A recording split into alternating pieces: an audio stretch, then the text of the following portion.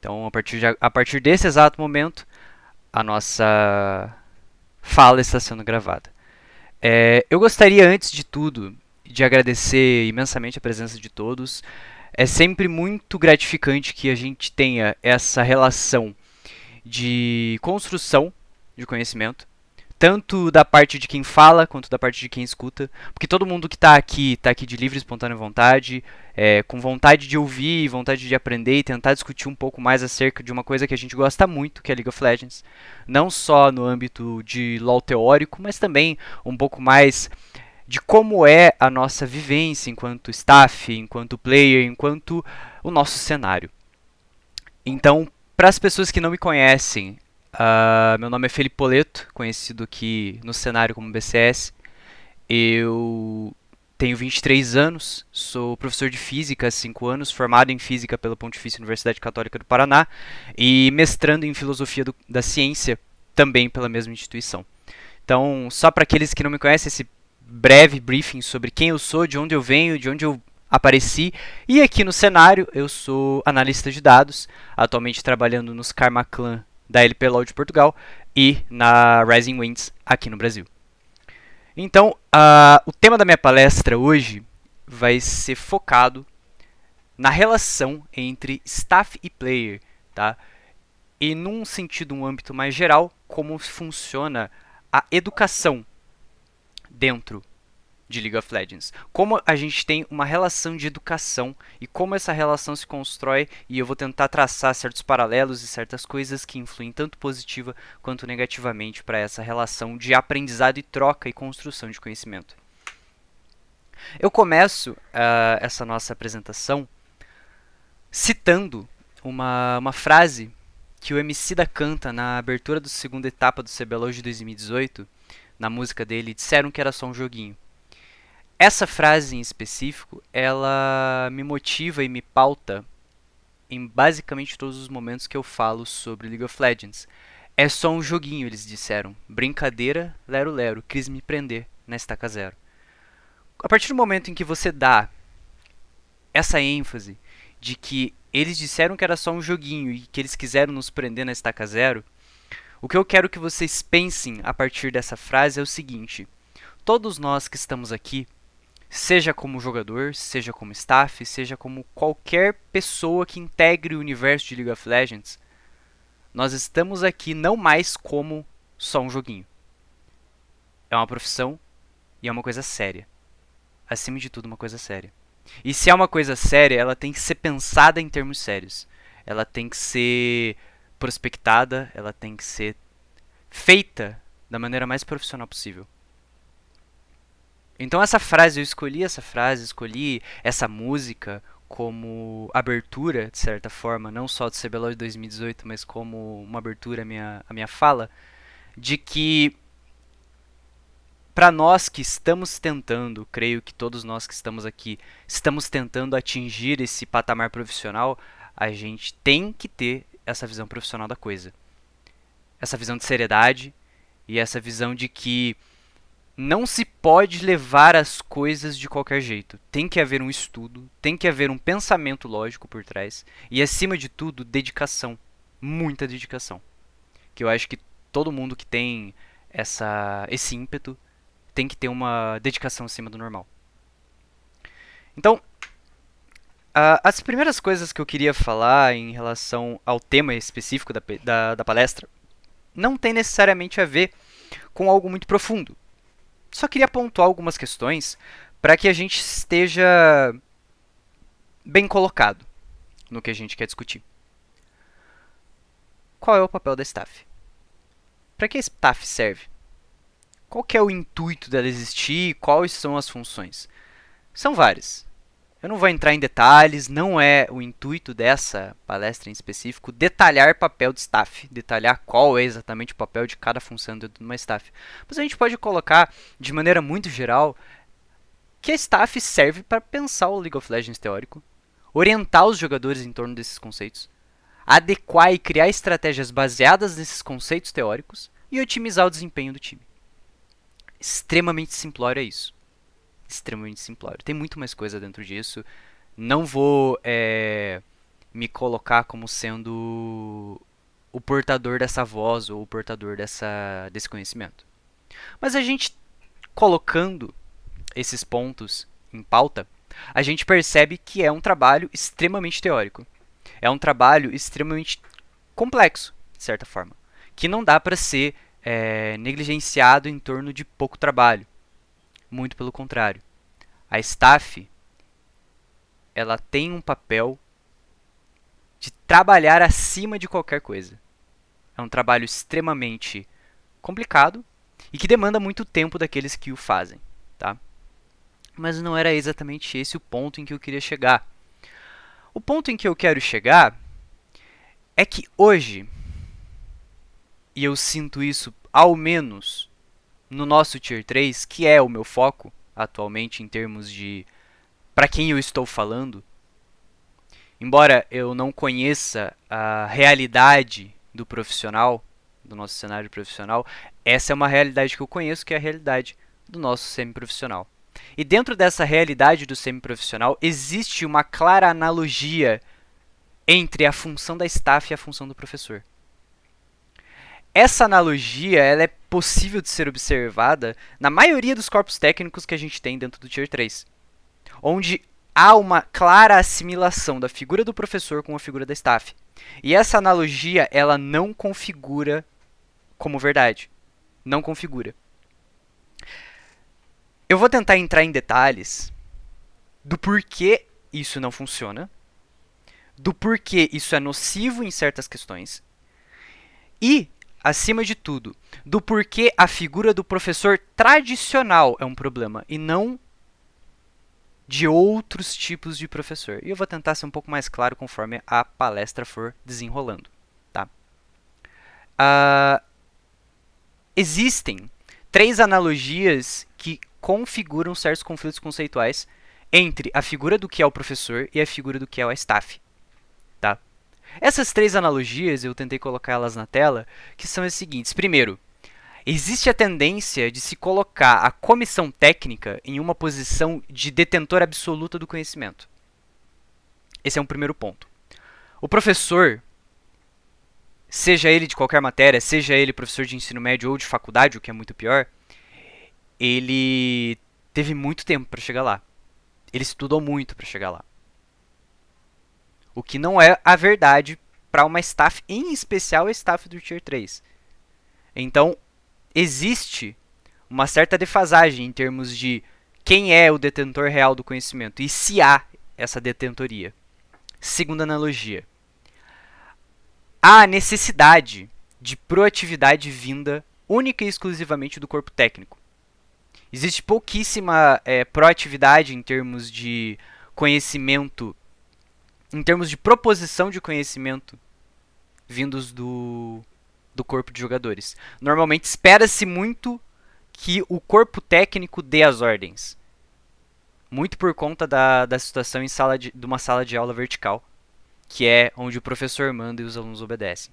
E uma terceira analogia, como eu já puxo da segunda, é a verticalização da partilha do conhecimento, onde existe muito mais um professor ensinando e os alunos aprendendo do que uma partilha exata de conhecimento. Então, essa visão, ela existe em vários casos. Eu já encontrei muitos e muitos coaches e analistas que têm essa visão. Essa visão onde eles têm a necessidade, não só a necessidade, como a obrigatoriedade de sempre saber, de saber mais e de ter a obrigação de mostrar serviço, entre aspas, falando conhecimento, abre aspas, fecha aspas também.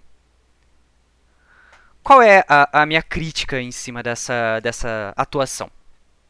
Eu vejo, muitas vezes, comissões técnicas, sejam elas experientes ou inexperientes, em alguns pontos, tendo de se provar como sendo comissão técnica, ou mesmo de se provar como sendo efetivos ou eficientes, ou mesmo úteis ou necessários. E nessa posição, quando você se coloca nessa posição, trazendo essa analogia do professor como sendo o cara que tem que não necessariamente ensinar, mas pelo menos orientar as pessoas, Eu vejo muitas comissões técnicas tomando, primeiro, decisões errôneas, tomando decisões autocráticas, ou seja, tomando decisões unilaterais que não envolvem a opinião do player, tentando colocar o player como sendo secundário na tomada de decisão.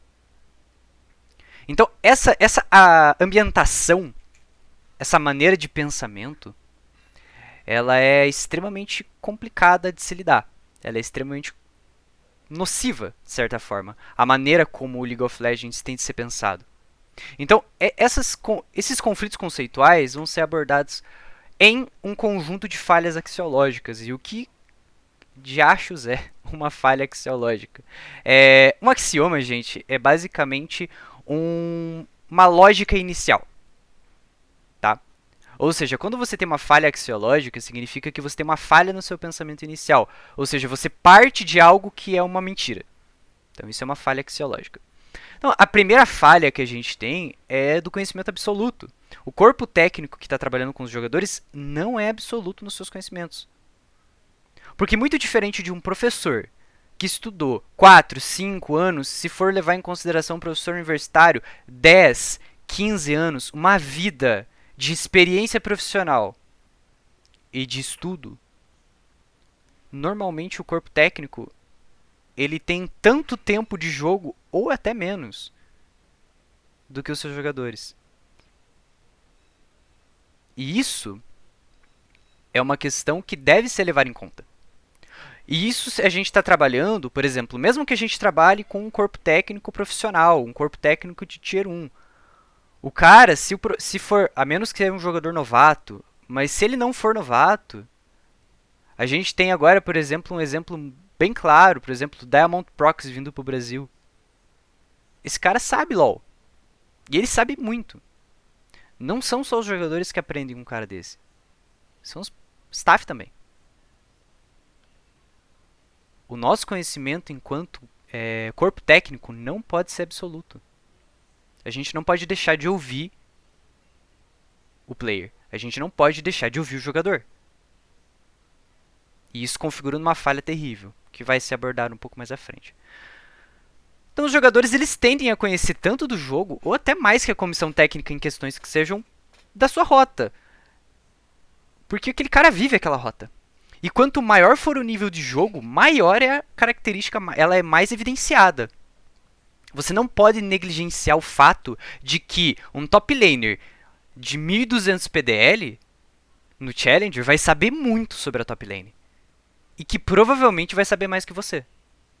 E se o seu time for todo no mesmo nível desse cara, todo mundo, sei lá, 1k de PDL, um time absoluto, absurdo dentro do Tier 3, eu acho que hoje não existe um time com tais características no Tier 3, mas digamos que existisse um time com todo mundo com mais de 1000 PDL no Challenger jogando aqui no Tier 3, que é o que acontece no Tier 1, você tem jogadores com tal capacidade, porque eles podem não jogar tanto mais solo kill, mas eles têm essa capacidade de pegar esses pontos e serem bons nesse nível. Você não pode negligenciar o fato de que esse cara sabe muito do jogo. E sabe tanto quanto você, ou talvez até mais, em alguns pontos. Então, esse ponto a gente já regride um pouco. A gente não pode achar que enquanto staff a gente tem conhecimento absoluto. A gente tem que ter, primeiro, a humildade de admitir isso, de abrir os ouvidos a ouvir, e não só a boca para falar. Nós temos o nosso conhecimento? Sim, nós temos.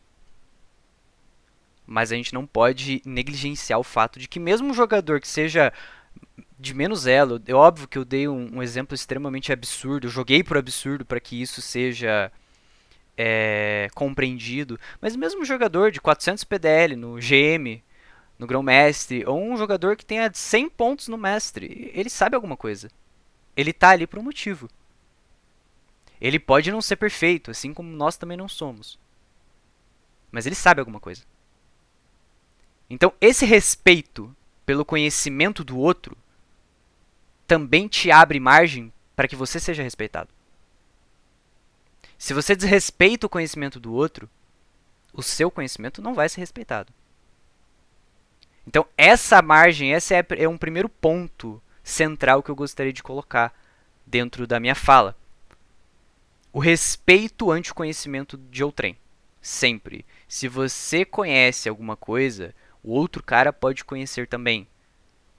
A gente não está tratando, e por isso que eu jogo essa analogia contrária, faço essa contraposição, de que nós não somos professores. Nós somos outra coisa. A segunda falha, que ela é uma falha um pouco menos cabal, mas que ela também acontece, é a da ausência de proatividade. A correlação de ambiente escolar, ela não gera muitos frutos positivos dentro desse ponto, porque a base de trabalho numa equipe de LoL, ela deve ser a troca de conhecimento, que muitas das vezes não acontece no ambiente de sala de aula, acontece no ambiente de trabalho. E essa proatividade, ela é muito importante, tá? Ela é extremamente importante, porque se você, enquanto jogador, e já não é nem mais staff, se você, enquanto jogador, não conhece do meta, não vai atrás do meta, não conhece como o jogo está sendo jogado hoje, como os campos da jungle interagem, como as rotas são puxadas, como, cara, a gente tem 1 milhão de situações teóricas que podem ser abordadas aqui. Se você não conhece e não vai atrás disso, cara, não vai ser o seu coach que vai ter que ir atrás. E, sinceramente, a coaching staff ela já tem muitas outras coisas a se preocupar do que esses pequenos micros. Então, o problema de micro, óbvio que um coach, um bom micro coach, um bom individual coach, ele vai poder te ajudar nisso, mas isso é papel do player, e isso é papel de proatividade, o player tem que tentar ir atrás. Se ele tá num time, as coisas não vão cair do céu. Assim como nada na vida cai. Assim como a staff também precisa de proatividade. Eu conheço e conheci várias staffs que nunca abriram um VOD para assistir o VOD do próprio time. Isso não existe em nenhum universo concebível. Cara, se o teu player tá jogando solo kill e você tá, sei lá, vendo coreana dançar no YouTube, meu amigo, você tá fazendo um trabalho tão ruim, tão triste. Porque o cara tá jogando solo kill e ele não tá jogando pra se divertir. Se a gente tá nesse ponto de tentar ser profissionais nesse jogo, boa parte desse pressuposto parte de que o jogo de solo kill dele também é um treino. E ele também tá dando sangue lá. Ele tá se estressando, ele tá ficando bravo. Aí você tá vendo videozinho no YouTube. É complicado. O esforço que ele dá dentro de Summoner's Rift, você tem que dar o dobro aqui fora. Você tem que fazer por merecer a confiança do conhecimento que ele dá em você. Assim como você tem que confiar nele, o player também tem que confiar em você. Se ele não confia no teu trabalho, se ele não confia no teu esforço, porque às vezes você claramente não sabe, mas pelo tanto que você se esforça, aquele cara vai te respeitar pelo teu esforço. Não é nem pelo que você sabe, é pelo que você está tentando aprender. Então, levem isso com bastante carinho, sobre a maneira como vocês tratam os players de vocês. Vocês não podem ser negligentes nesse ponto. É extremamente importante que exista uma relação de confiança. E por último, a relação de verticalização. A relação entre uma comissão técnica e jogadores ela não pode ser vertical. Comissão técnica obrigatoriamente mandando os jogadores. Ela é muito mais horizontal do que se faz parecer. Por essa falha de analogia que a gente tem em mente. O coach, ele pode sim e deve inclusive ser a palavra final. Mas isso não significa que por ele ser a palavra final, principalmente o head coach, que ele vai ser a única palavra dita. E isso é importante. Isso é muito importante. Você ouvir o seu jogador, você dar margem para que ele fale e você decidir pautado nas decisões e nas opiniões que ele tem, é algo de extrema importância. Tanto para decisões rápidas que você tem que tomar, no caso o draft, que eu acho que é a mais rápida e mais óbvia que a gente tem, quanto para o dia a dia. Se no teu treino você chegar já querendo mandar e desmandar, raramente as coisas vão funcionar, sendo bem sincero. O player, ele pode não te falar, mas ele, primeiro, não tá gostando, segundo, você tá perdendo esse cara. Porque você tá dando ordens demais, eu diria. E não é essa a nossa função. A pergunta sempre precede, tá? Levem isso pro coração de vocês. A pergunta sempre precede a afirmação. Antes de você criticar a escolha do cara, pergunta por que ele fez aquilo. Ah, tio, mas Zezinho 123, por que você fez esse path na jungle? Deixa ele te explicar. Às vezes ele teve uma ideia genial que deu errado, porque não sei, porque deu errado. Às vezes foi uma situação no mapa que fez com que a ideia genial dele não funcionasse e o jogo desandasse. Mas a ideia dele ainda era genial. Mas vista de fora, era uma ideia completamente sem noção. Mas ouve o cara primeiro. Não chega acusando o cara de coisas que você nem sabe, porque você não estava na cabeça dele, o que é impossível, para saber o porquê que ele pensou daquele jeito. Então, sempre tenham isso na mente. Perguntem primeiro antes de atirar, sabe? Tenham esse tato. Isso é uma palavra muito importante. Tenham o tato de perguntar. Às vezes ele mesmo vai chegar pra você na hora que você perguntar. Cara, por que você fez isso? Desculpa, fiz errado. Isso daqui eu fiz bobagem. Não devia ter feito assim. Cara, você às vezes não... Você inibe de dar uma chamada de atenção desnecessária. Porque assim, você que tá chamando atenção pra você tá maravilhoso. Mas eu acho que ninguém aqui gosta de ser chamado a atenção. Nem o player, nem staff. Ninguém gosta. Ninguém gosta de ser, entre aspas, xingado. E isso é uma coisa bem brasileira. Eu entendo que a gente tem outras culturas ao redor do mundo que tem outras visões. A gente tem a cultura oriental muito mais ríspida nesse ponto. Mas conhecendo a cultura brasileira como a gente conhece, eu tenho certeza que a gente não gosta de ser tratado com esse tipo de ideia. Então, sempre façam essas perguntas, porque às vezes o cara já vai admitir que está errado. Às vezes você pode fazer pequenos detalhes, por exemplo, eu entendi que está errado, a tua ideia até talvez era boa, só faz isso, isso, isso para arrumar. Tenta trabalhar de outro jeito. Uma coisa é o cara errar uma vez, outra coisa é lá na quinta vez que o cara tá fazendo a mesma coisa, aí você chega e tem uma conversa séria com o cara. São pontos diferentes. O cara erra a mesma wave 10 jogos seguidos. Ele erra o crash da wave, por exemplo, em 5 jogos seguidos. Cara, aí você senta com o cara e fala, pô, mas aí é sacanagem. Entendeu? São pontos diferentes. Jeitos diferentes de se lidar com situações diferentes também. Essa citação que eu coloquei aqui abaixo, ela é de um livro sobre educação infantil. Mas eu quero que vocês assimilem essa citação de uma maneira diferente. Eu vou ler ela e depois eu vou tentar colocar ela no ambiente um pouco mais conhecido nosso. Essa metodologia, leia essa metodologia como sendo a metodologia da sala de aula invertida. Essa metodologia consiste na inversão das ações que ocorrem em sala de aula e fora dela. Considere as duas situações. Considere as discussões, a assimilação e a compreensão dos conteúdos, atividades práticas, simulações, testes, como objetivos centrais protagonizados pelo estudante em sala de aula, na presença do professor enquanto mediador do processo de aprendizagem. Já a transmissão dos conhecimentos passaria a ocorrer preferencialmente fora de sala de aula. O que eu quero que vocês pensem aqui, não numa sala de aula, mas no nosso ambiente de trabalho. A sala de aula invertida é uma metodologia que ela tenta ser aplicada há algum tempo no Brasil, com pouco sucesso, por N situações, que eu não vou entrar não é o nosso foco. Mas basicamente percebam a similitude em relação à maneira como a gente deveria trabalhar com LoL. Porque já a transmissão dos conhecimentos, a teoria, ocorre fora da sala de aula, ou seja, solo kill, gente. O cara, ele trabalha a transmissão de conhecimento, ele trabalha a maneira como ele testa as teorias fora da sala de aula, fora do ambiente de treino, necessariamente. Óbvio que o treino também é uma transmissão de conhecimentos, mas ele testa as coisas solo kill. A parte de assimilação e compreensão dos conteúdos, que é você trabalhar os conteúdos de maneira mais não convencional, eu diria, ela é feita no ambiente do time.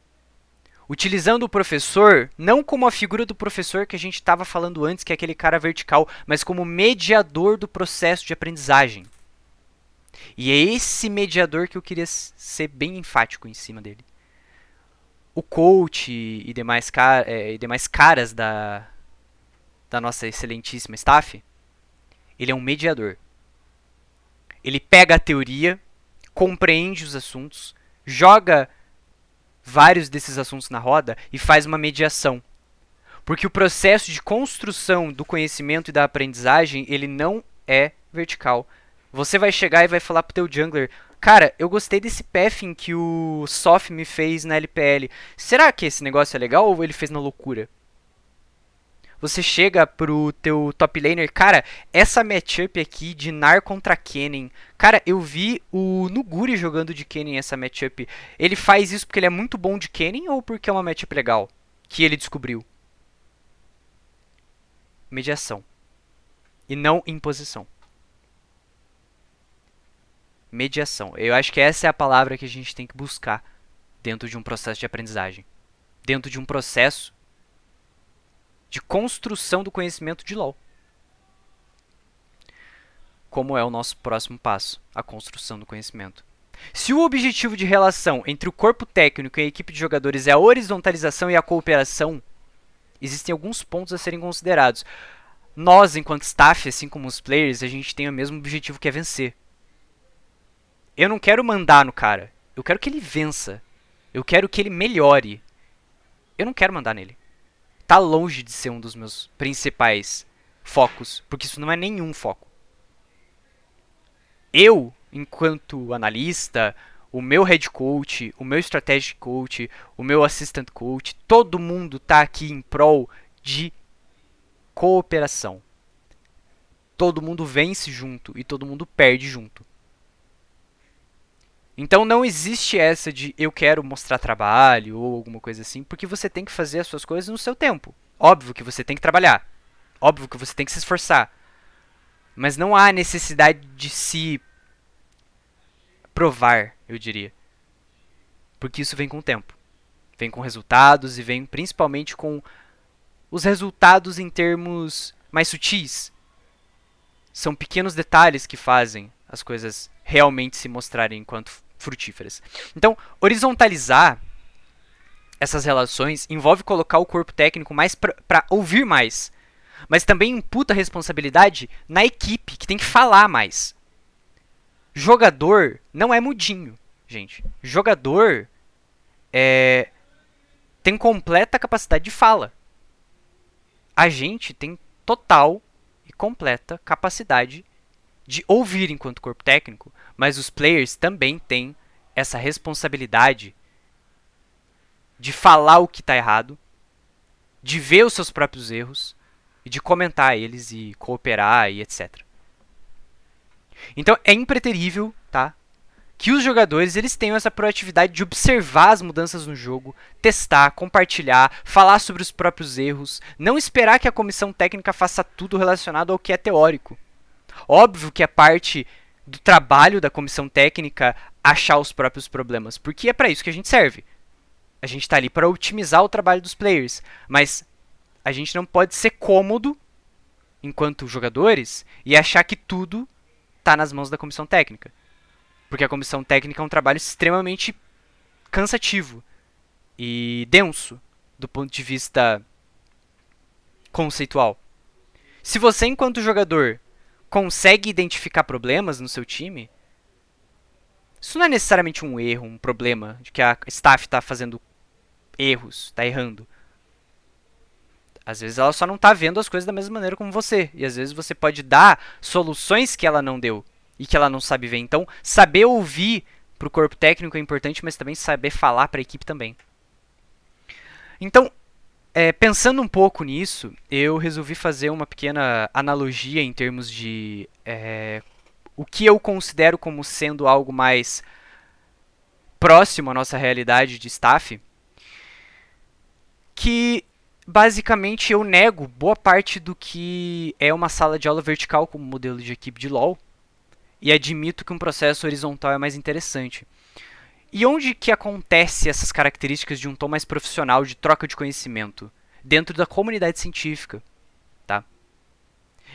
E essa comunidade científica, a gente observa que, mesmo não intencionalmente, a gente percebe o LoL tentando ser, principalmente dentro do corpo técnico, tentando se assemelhar a um processo científico, até nos nomes. Você pega, por exemplo, o processo aqui da ONU do T3, que a gente tem o nosso time experimental, que chama ONU Labs. Laboratório, ciência, testes e etc. Essas correlações, elas partem de um determinado pressuposto que é colocado como a resolução de quebra-cabeças. Eu fiz um post um tempo atrás no Twitter falando sobre isso, que me veio à cabeça essa analogia, que eu acho ela é muito oportuna. Existe um filósofo da ciência moderna chamado Thomas Kuhn. Ele faleceu no século XX, ele viveu no século XX. E ele expõe num livro dele, de 1977, chamado Atenção Essencial, como a relação de um cientista com exatamente esse ato de resolução de quebra-cabeças. Eu vou ler essa citação e depois eu vou transpor para o nosso cenário de LoL. Por fim, embora esteja para lá da minha competência derivar correlatos de personalidade dessa concepção do desenvolvimento científico, espero ter dado um sentido claro à visão de que o cientista produtivo deve ser um tradicionalista que gosta de jogar intrincados jogos com regras pré-estabelecidas, para ser um inovador com êxito que descobre novas regras e novas peças com que jogar. Ou seja, qual que é a minha relação com isso? O cara da staff, seja ele analista, coach ou qualquer coisa que ele faça lá dentro, ele gosta de resolver problema. Ele gosta de ir atrás de piques diferentes, ele gosta de entender o meta de um jeito diferente, ele vai tentar draftar de um jeito diferente, ele vai testar coisas novas, ele vai fazer as regras que já estão pré-estabelecidas jogar a favor dele, ele vai tentar entender como o time dele joga em relação ao meta, como que ele pode fazer o time dele render melhor em termos de objetividade, de problemas, de erros. Então, o corpo técnico nada mais é do que um resolutor de quebra-cabeças. Nada mais é do que um cientista. Então, creio eu que essa relação de staff de player está muito mais para como se fosse uma comunidade científica onde os players fazem parte dessa comunidade, eles não são externos, do que necessariamente uma relação de sala de aula. Uma relação uma relação vertical. As coisas têm que ser um pouco mais horizontalizadas. Então, como conclusão à minha fala, eu diria que uma alternativa a esse problema de desenvolvimento das equipes técnicas é o dessa horizontalização de conhecimento, onde a gente tem mais abertura às falas, mais abertura a ouvir e mais abertura para os players falarem o que eles acham e não acham. A gente pode traçar relações entre a construção de conhecimento padrão e a construção de estrutura de conhecimento no LoL, que é uma coisa um pouco mais profunda, que eu não quis me aprofundar muito, que seria a questão de filosofia do conhecimento. E esse debate filosófico conceitual que eu trago hoje para vocês é muito necessário para o desenvolvimento da nossa região. Eu creio que a gente tem que, voltando à nossa primeira citação, nosso primeiro slide, é só um joguinho, eles disseram. Brincadeira lero-lero, quis me prender na estaca zero. Não é só mais um joguinho. É um pensamento sério, é um desenvolvimento de conhecimento sério e, acima de tudo, é um compromisso. Compromisso com o bom desempenho do nosso Tier 3, do Tier 2 e do Tier 1, da nossa região BR como geral. E, acima de tudo, um compromisso com a verdade, um compromisso com aquilo que a gente tem como o maior norteador, que são os resultados, são a melhora, que é o desempenho. Então, eu gostaria de agradecer imensamente novamente a presença de todos os que aqui estiveram para ouvir a minha fala, ouvir o que eu tenho a dizer. Creio eu que é um debate muito complicado. Eu não consigo demandar para mim a ideia de que eu sozinho consigo resolver esse problema. Mas eu acho que o fato de eu suscitar esse problema, o fato de eu suscitar essa conversa com vocês, é que é o importante. Não é necessariamente as alternativas que eu dou de resolução, mas sim apontar para os problemas e jogar isso na roda. Jogar isso para discussão geral. E que todos tenham essa problemática na cabeça de vocês. Então, de novo, agradeço imensamente a participação de todos. Creio eu que foi num tempo razoável, foram mais ou menos uns 40, 35 minutos, nada muito extenso. E agora eu abro aí para as nossas perguntas. Então, quem quiser fazer alguma pergunta, questionamento, debate, discordância, inclusive quiser discordar de mim, pode discordar. Parte da minha ideia é que as pessoas não necessariamente precisam concordar umas com as outras, especialmente num debate tão delicado quanto esse. A gente não precisa concordar, mas eu acho que a gente precisa discutir isso. E a discussão envolve pontos de vista diferentes. Então, sintam-se à vontade. Aquela hora que você falou das plays, né? Que o coach vê a play do cara, etc. Uhum. Acho que o coach ele tem que ter essa visão também, que o player mesmo ele já se cobra, tá ligado? Porque eu, por exemplo, tô jogando uma screen, eu vejo que eu fiz um bagulho, tipo, muito lixo, assim, eu já sei que o cara vai falar daquilo, tá ligado? Então, às Sim. vezes, tipo, é perca de tempo, sabe? Que o staff vai lá, vai falar a mesma coisa, sendo que o player já sabe, tá ligado? Isso só becou na mente do cara de novo. Exato. Eu passei por uma situação muito similar uma vez. Eu estava numa equipe, eu era o head coach, e o CEO do time estava vendo a screen. Porventura, houve um erro de micro, onde o meu ADC ele flechou para dar o último hit no ADC adversário, e porventura o cara estava passando do lado da torre. Então, na hora que ele foi clicar no boneco, na hora que ele foi clicar no campeão, ele clicou na torre. E o último hit ele deu na torre.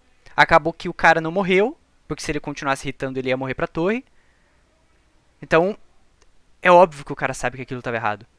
Aí o CEO do time desmutou, começou a falar um monte de bobagem, etc, etc. Mas, pra quê? O cara sabe que ele errou.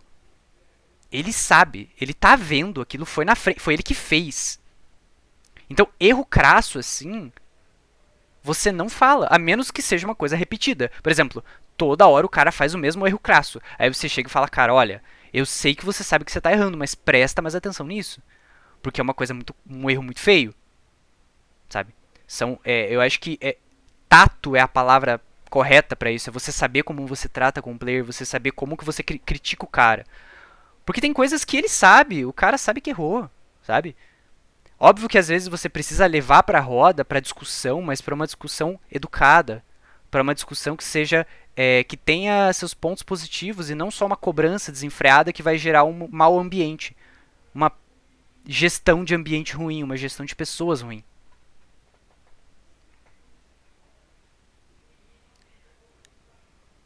E até instruir também, né? Por exemplo, esse negócio do auto-ataque na torre.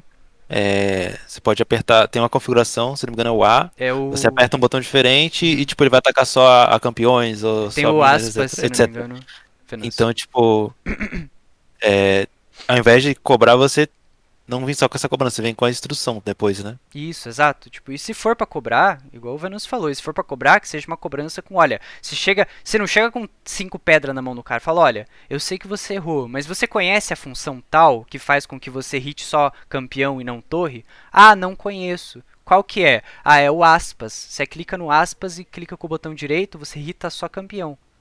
Ah, legal, obrigado, eu não sabia. Ou eu sabia e acabei errando de qualquer jeito. Não importa. Eu acho que isso que o Venâncio falou é extremamente importante. Eu acabei não falando sobre isso, mas, cara, você vai xingar. Xingar é um termo errado, mas você vai cobrar do cara? Cobra. É importante cobrar. É parte da profissão cobrar. Mas cobra, primeiro, com educação. Segundo, cobra com embasamento. Terceiro, cobra com uma solução.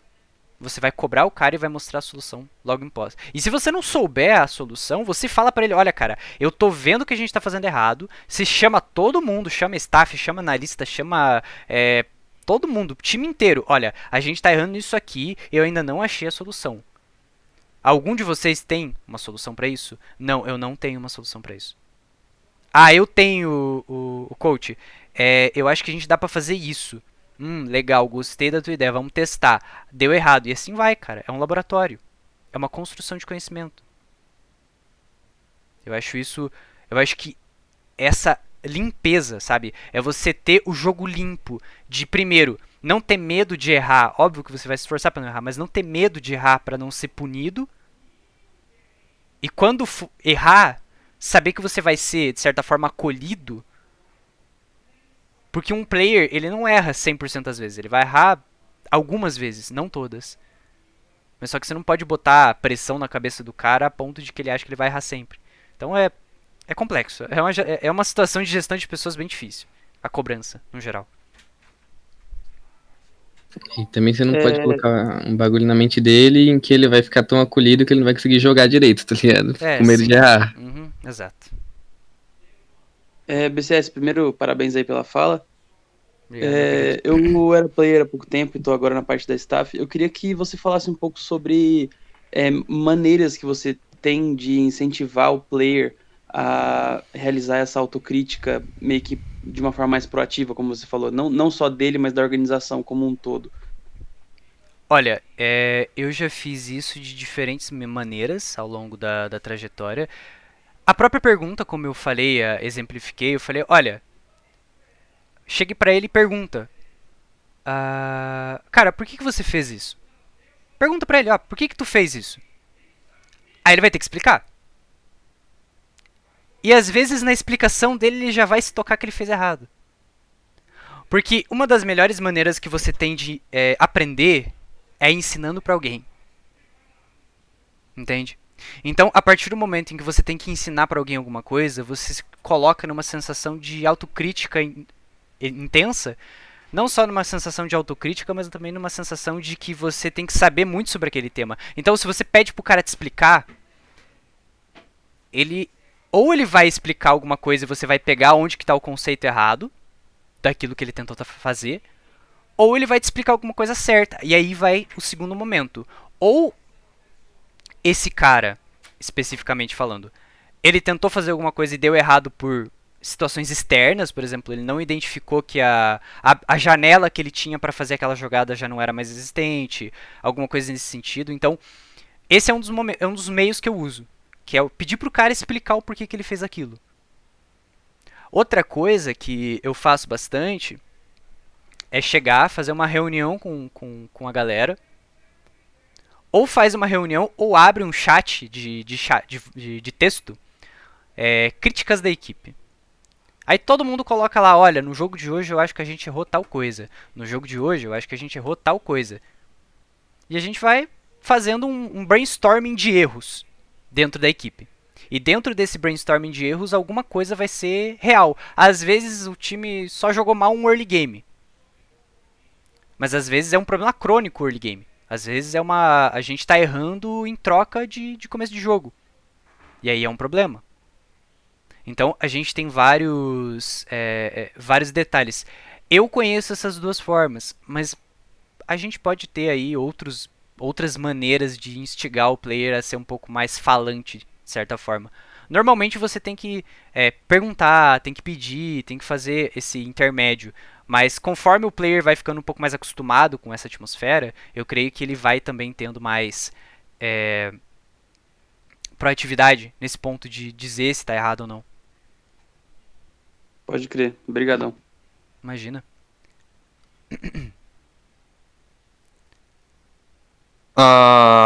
Boa noite. BCS, parabéns aí pela palestra, ajudou bastante. É um conteúdo bem informativo. E uma coisa que eu só queria, acho que mais adicionar mesmo, é quando, geralmente, né, quando existe essa relação de staff player, o nível não é tão diferente assim. Geralmente, por exemplo, você tá no Tier 3, né, você...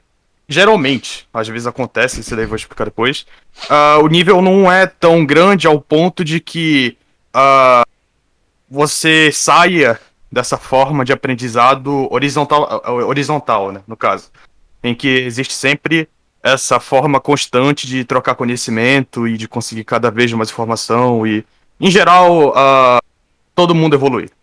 Mas existem certas situações em que ou o jogador, ou o coach, ou o staff, qualquer que seja, ele está em um nível maior do que a média ou um nível muito maior.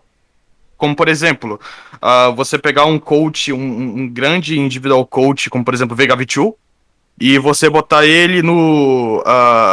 você botar ele nas screens. Nas screens não, nos in-houses do NA. Quando teve aquela febre de in-house, né? O NA teve também. E o Vega V2 é um grande individual coach, por exemplo. Ele vai ter um nível maior do que geralmente, né?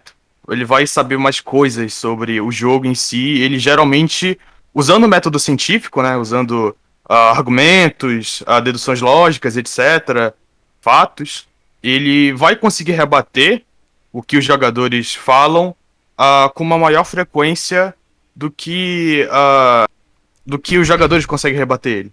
Mas uma coisa que eu sempre vejo desses caras assim de cima e que tem um nível muito alto é que mesmo assim, mesmo que eles estão numa situação em que o jogador, por exemplo, o jogador platina, diamante e tal, os caras têm muito nível, eles sempre deixam os jogadores falarem alguma coisa. Eles sempre indagam, não importa o nível dele. E eu acho que, apesar de ser uma situação meio rara, é importante também, se você está em um nível muito alto ou você está em um nível muito baixo comparado ao a outra pessoa que você esteja trocando conhecimento, você mantenha o respeito e mantenha na forma horizontal de troca de conhecimento. É realmente um laboratório, não importa a diferença. E eu acho que isso é algo mais como disciplina, mas que continua fazendo muita diferença nessas situações em que acontece, né? Sim, sim, essa fala que você dá é bem importante. Eu excetuo ela na minha palestra, mas eu falei muito pouco sobre isso, que é a discrepância, né? Quando eu falei muito sobre quando existe um conhecimento comum, mas quando existe a discrepância, essa metodologia ela ainda é válida, muito por ocasião de que mantém-se o respeito. Porque o cara, ele pode ser bronze, cara. Ele pode ser prata, ele pode ser o que for. Ele ainda vai ter dentro do coraçãozinho dele que ele sabe alguma coisa. E ele sabe alguma coisa. Ele pode saber muita coisa errada, mas ele sabe. E você desconsiderar absolutamente tudo que ele tem gera na pessoa uma sensação ruim. Sabe? É muito sobre como lidar com pessoas e não sobre necessariamente o certo ou o errado. Porque às vezes você pode estar certo, mas se a pessoa não se abrir pra ouvir você, tanto faz. Ela não vai aprender. Então, exatamente, o cara desse nível, né, como o Vega V2 que você citou, existem outros microcodes, individual codes tão bons quanto ele, mas é um ótimo exemplo ele. Ter esse tato. O cara tem o tato de que, tipo, ele tá muito errado, mas eu vou deixar ele falar. Porque às vezes, deixando o cara falar, você identifica até mais erros mais interiorizados, mais interiorizados do ponto de vista filosófico do pensamento do jogo. Deixando o cara falar. Quando, aí é um exemplo profissional meu, sempre que eu tenho um erro, então um aluno meu vai lá e erra um cálculo. Coisa mais comum do mundo é aluno errar cálculo. Eu deixo ele fazer o cálculo na minha frente. Faz. Deixa eu ver o que você fez. O cara vai fazer. E durante o processo dele fazer o cálculo, eu vou identificar onde ele errou. E às vezes, identificando onde ele errou, eu identifico também o processo de pensamento errado que ele teve. Não só o erro como erro, mas também o processo de pensamento. E eu instruo a ele nesse nível de instrução, de processo de pensamento, e não do erro. Ele somou 2 com 3 deu 7, mas por quê?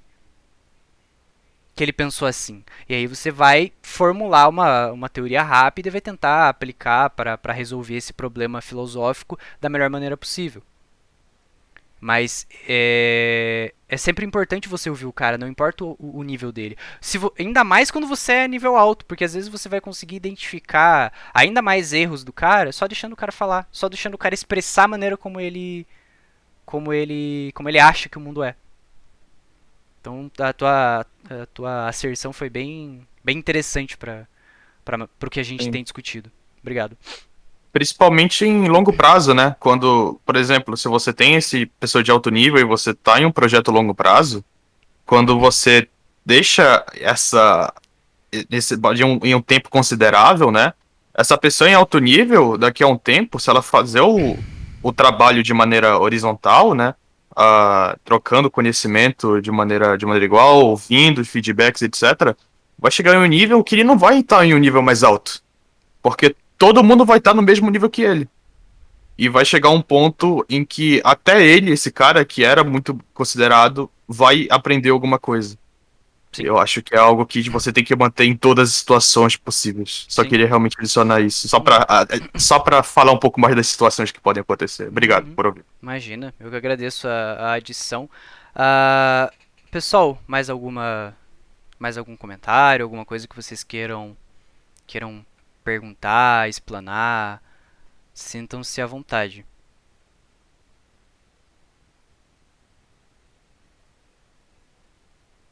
Eu concordo bastante com essa ideia de quando você está fazendo um review, principalmente microplay, você acompanhar a linha de pensamento do jogador, independente do nível técnico do jogador, se o cara é prata, challenger, não tem problema, para você entender como ele pensa.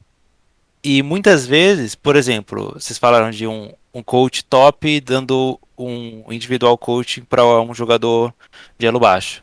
Ele vai ver muito erro acontecendo na partida, mas não adianta nada ele simplesmente expor todos os erros que ele vai enxergar na partida.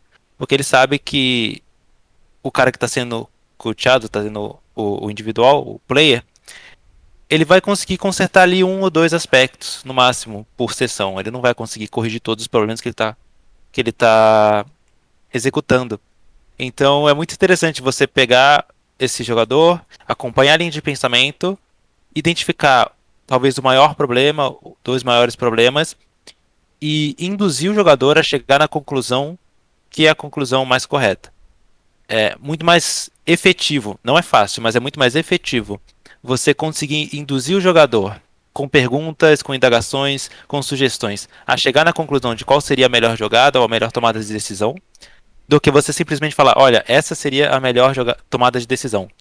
Porque quando você impõe a verdade para o jogador, a primeira coisa que ele vai fazer vai ser tentar se defender, rebater com a verdade dele. Se você induz ele a chegar no pensamento do que seria o mais correto, a melhor jogada possível, ele vai descobrindo, tirando as suas próprias conclusões junto com você. Então é algo que ele vai fixar mais, ele vai aprender melhor e acredito que ele vai ter essa curiosidade de experimentar na próxima vez que ele for jogar. Diferente de você só confrontar o gameplay do cara com o que seria o melhor. Pelo menos o que eu gosto de fazer quando eu dou coaching é esse estilo. E até para os jogadores que têm um elo maior, eu vou aprendendo junto com eles em relação a matchup, em relação à questão de kill, a skill individual, etc. Obrigado, Venâncio, pela fala. Eu acho que encaixa muito na maneira como a gente explanou aqui as coisas hoje. Se não houver mais questões, mais perguntas, creio eu que a gente tenha dado por encerrado a nossa questão. Se houver, por favor, sintam-se à vontade ainda para explanar. Mas, novamente, eu agradeço a presença de todos. Foi aí uma hora de bastante conversa, eu falei bastante, fui bem técnico, bem teórico, então eu imagino que não tenha sido a coisa mais agradável, eu diria, de se. Vai, a gente vai colocar depois sim a palestra. Eu imagino que não tenha sido a coisa mais agradável do mundo em termos de entretenimento. Não foi entretenimento. A gente estava aqui para discutir uma coisa séria, de certa forma, que é essas relações. Elas são difíceis, elas são complicadas, mas como eu falei, e por isso eu coloquei aquela música do Emicida no começo da minha palestra. Para quem tá aqui, já deixou de ser um joguinho há muito tempo. É uma conversa séria. E quando a gente fala de conversa séria, a gente tem que embasar as nossas opiniões para não serem só opiniões, serem algo mais complexo do que simplesmente opiniões.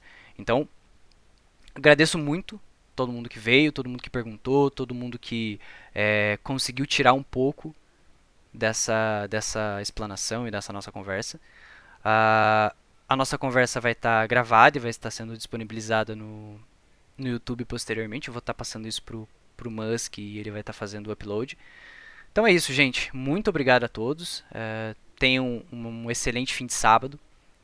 E até mais. Eu acho que o Venâncio vai ter uma coisinha para falar, né, Venâncio? Pois é. Eu sempre tô aqui no Discord com a rapaziada, desde antes de começar a MSI, já faço isso há muito tempo, entrava no Discord, streamava e a gente via jogos juntos, discutia de matchup, acompanhava solo kill, e eu tava fazendo esse tipo de dinâmica sempre, quem acompanha o Discord sabe que eu tô sempre aí. Desde ontem eu tô começando a streamar na Twitch, pra ver se alcança mais gente. E eu ia streamar hoje. Aí eu lembrei que tinha aula do BCS. Eu dei uma parada, calma, vamos acompanhar a aula do BCS. E eu vou estar ligando a stream agora. Não, não foi tipo intencional, tipo, não, vou pegar o público pra divulgar. Não, não foi intencional, mas eu vou estar ligando a stream. Eu vou botar aqui no Twitch, Twitch Announcements qual é a stream da Twitch. Mas eu vou estar no Discord aqui também. Todo mundo que quiser participar. É só deixar desmutado, conversar, a gente fica conversando. Os tópicos de hoje são, a gente vai fazer um review do level 1 da Pentanet com a Royal Never Give Up. Vou pegar um outro exemplo que foi muito legal também. A gente vai discutir um pouco dessa aula que o BSS falou também, né, de começo. Vai fazer um review da Almon Kia versus Cloud9, focando nas composições, fazer uma análise de composição. A gente tem uma composição de um lado que é bem para kite, para range, outrange, e a outra que teve um pouco de dificuldade. E nos acompanhamentos de solo que a gente vai estar procurando qual foi a mudança desse patch novo, que é o patch 11.10, como ele alterou a segunda rotação dos junglers, os respawns dos campos. Vamos acompanhar os phase rushes, se a runa do phase rush foi muito debilitada com o nerf, se os campeões estão tendo dificuldade na matchup.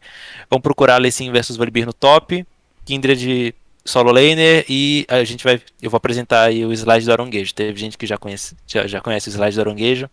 Ontem na stream eu ia mostrar, só que não deu pra mostrar. E é um slide bem legal, o slide do Aronguejo. Tá. Enfim, muito obrigado, BCS, realmente pela apresentação. Eu também aprendi bastante. E eu vou estar só ligando a stream aqui. Quem quiser participar, fica à vontade. Beleza, só responder uma última pergunta. O Nelx fez uma pergunta em relação a mental pré-semifinal. Olha, sendo bem sincero, tentar levar as coisas ao na maior naturalidade possível. Tentar tratar um jogo como se fosse qualquer outro, dando as devidas importâncias, óbvio, não pode ser uma coisa muito negligenciada, mas quanto mais hype você gera, pior é pro seu player, sinceramente. Assim, quanto mais hype, pior é porque você vai deixar ele nervoso, vai deixar ele emocionado, de certa forma. Eu acho que, em dicas bem simples, creio que seja isso. Então é isso, gente. Abração, obrigado. Vou fechar a gravação a partir de agora.